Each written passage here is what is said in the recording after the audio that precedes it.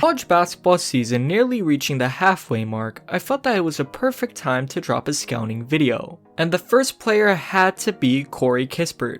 After having a good junior season where Corey could have easily declared for the NBA draft, he decided to return for his senior season, where he has shown massive growth and improvement to a game style that is very similar to Klay Thompson.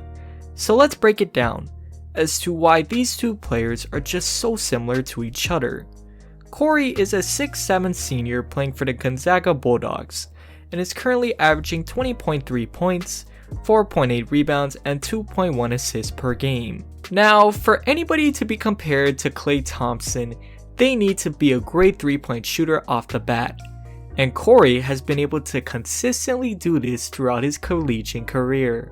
So far in his 4 seasons, he has shot an average of 41% from the 3-point line, but in his junior and senior season, he was able to increase his percentages up to 43.8 and 48.9% on around 6 attempts a night. Despite Corey showing a great ability to spread the floor, NBA scouts weren't exactly sold yet.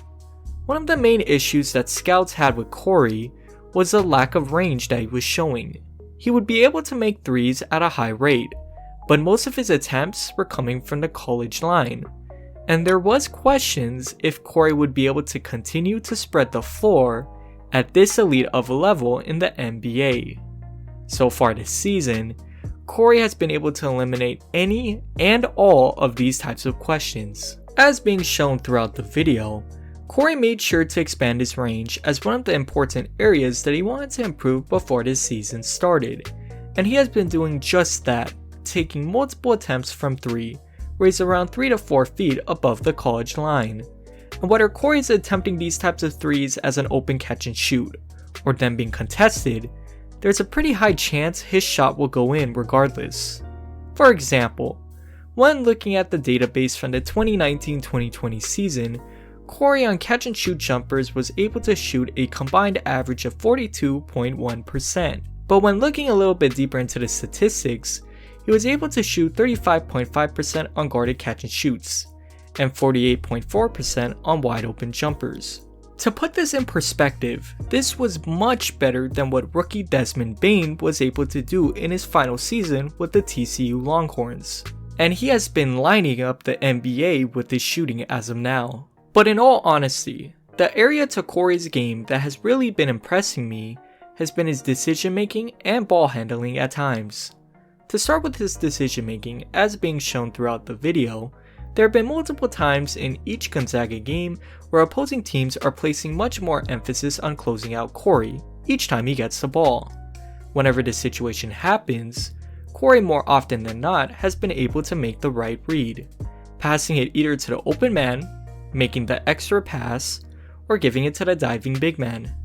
And in other times, Corey can recognize the opposing defender is closing out really poorly, which allows for him to dribble in for a closer and higher percentage mid-range jumper. As a result, this is giving me a lot of enthusiasm and hope for Corey's ability to handle the ball. In case some may not know by now, Corey isn't exactly what you call a person who can make his own shot with the ball in his hands. I mean, this is the same dude who was able to score 32 points on 7 dribbles against a notoriously elite defensive team in the Virginia Cavaliers this season. Pretty much, the dude scores without handling the ball. But there have been times this season when Corey has been used in a pick and roll or pick and pop sequence, and he makes the right read as the playmaking ball handler. Is Corey going to be used in this role quite often in the NBA? Of course not, but it's an added element to his game that an NBA team can find quite useful during select times of a game. As good as Corey has been able to show on the offensive end, to be on the level of a Klay Thompson, one has to be a great defender, because after all, Klay has been able to be such an elite two-way player.